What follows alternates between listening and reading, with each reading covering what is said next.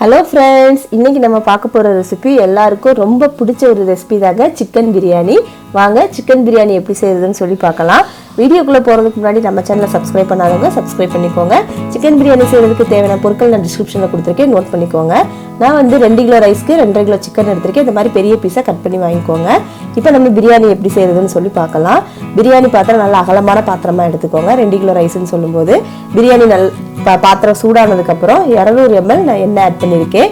எண்ணெய் சூடானதும் பட்டை இலை, பட்டை, அன்னாச்சிப்பூ, ஏலக்காய், கிராம்பு இதெல்லாம் எண்ணெயில் போட்டு நல்லா பொரிய விட்டுறணும். எண்ணெய் சூடானதுக்கு அப்புறம் தான் நம்ம போடணும், அப்போதான் பொரிஞ்சு வரும். கூடவே 4 பச்சை மிளகாயை நீட்டமாக கட் பண்ணி போட்டிருக்கேன். 400 கிராம் பெரிய வெங்காயம் ஆட் பண்ணுறேன். நல்லா வதக்கிக்கோங்க.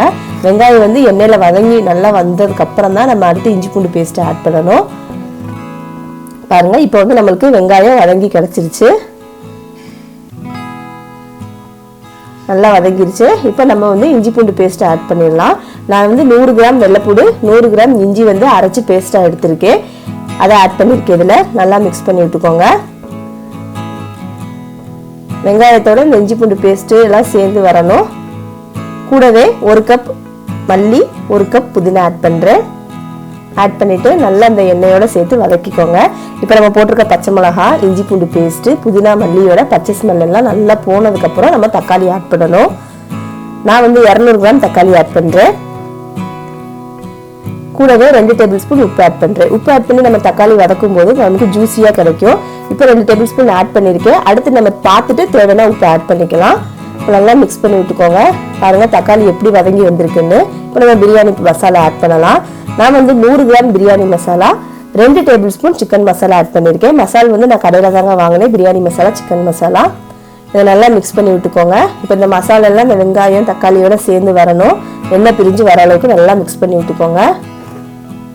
பாருங்க, இப்போ நல்லா எண்ணெய் பிரிஞ்சு வந்துருச்சு. நான் 2.5 கிலோ சிக்கனில் 200 ml தயிரும் 2 டேபிள் ஸ்பூன் மஞ்சத்தூள் ஆட் பண்ணி ஊற வச்சுட்டு, சிக்கன் வாஷ் பண்ணிவிட்டு ஊற வச்சுட்டு ஒரு 1/2 hour ஊற வச்சு எடுத்திருக்கேன். அதை இதோட ஆட் பண்ணிவிட்டு நம்ம மிக்ஸ் பண்ணிக்கலாம். இந்த மாதிரி தயிர் சேர்த்து ஊற வைக்கும்போது சிக்கன் வந்து சாஃப்டாக கிடைக்கும். இந்த ஊற வச்ச வீடியோ எடுத்திருந்தோம், சம் இஷ்யூஸ்னால அந்த வீடியோ வந்து கேன்சல் ஆயிடுச்சு. ஸோ அதனால் என்னால் அப்லோட் பண்ண முடியலை. நீங்கள் நான் சொன்ன மாதிரி ஊற வச்சு எடுத்துக்கோங்க. பிரியாணி பண்ணுறதுக்கு ஒரு 1/2 hour முன்னாடி. இப்போ இந்த மசாலாலாம் சேர்ந்ததுக்கப்புறம் நம்ம இதை ஒரு 10 minutes மூடி வச்சிடலாம். எண்ணெயெல்லாம் பிரிஞ்சு வந்திருக்கு பாருங்கள். 10 minutes கழிச்சு நான் ஓப்பன் பண்ணியிருக்கேன்.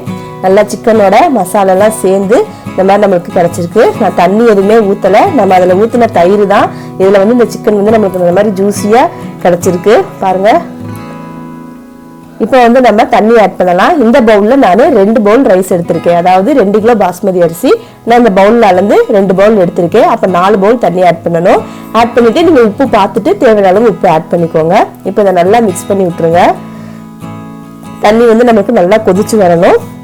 லைட்டாக கொதிச்சோன்னே நம்ம அரிசி போடக்கூடாது.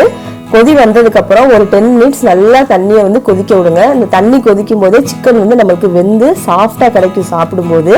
கொதி வந்தோடனே நம்ம அரிசி போட்டோம் அப்படின்னா நம்ம உடனே தம் பண்ணிடுவோம். அப்போ வந்து இந்த சிக்கன் வந்து நமக்கு எப்படி கிடைக்குன்னா ரொம்ப ரஃப்பாக சாப்பிட்றதுக்கே ஒரு மாதிரி சக்கையாக இருக்கும். இந்த மாதிரி வேக வச்சு நம்ம சாப்பிடும்போது பிரியாணியோட சேரும்போது சாஃப்டாக கிடைக்கும்.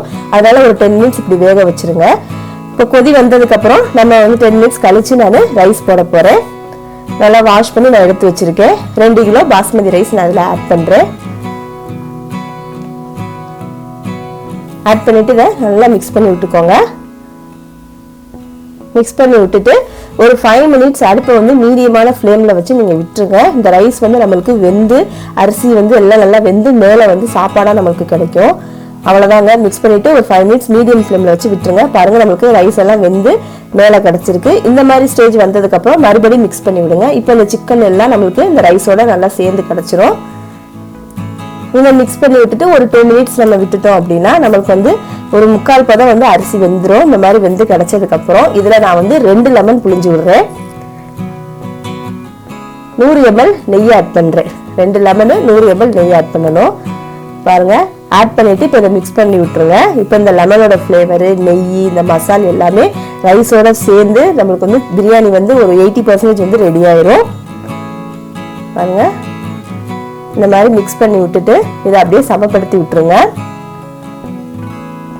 இது கூட நான் கொஞ்சோண்டு மல்லித்தலை, கொஞ்சம் புதினா தூவி விட்டு மூடி போட்டு நான் மூடி வைக்க போகிறேன். ஒரு 15 minutes மூடி வச்சு அடுப்பை சிம்மில் வச்சு நீங்கள் தம் கட்டுங்க. இப்போ பாருங்கள் எல்லாம் போட்டு மூடி போட்டு நான் ஒரு 15 மினிட்ஸ் வந்து சிம்மில் வச்சு மூடி வச்சு தம் கட்டியிருக்கேன். 15 மினிட்ஸ் கழிச்சு அடுப்பை ஆஃப் பண்ணிவிட்டு ஒரு 10 மினிட்ஸ் கழிச்சு தான் நீங்கள் இதை ஓப்பன் பண்ணணும். உடனே ஓப்பன் பண்ணிடாதீங்க. நான் 10 மினிட்ஸ் கழிச்சு ஓப்பன் பண்ணியிருக்கேன். பாருங்கள் இந்த மசாலெல்லாம் ரைஸோடு சேர்ந்து சிக்கன் எல்லாம் சேர்ந்து சூப்பராக அரிசி உடையாமல் நம்மளுக்கு சிக்கன் பிரியாணி வந்து ரெடி ஆயிடுச்சு.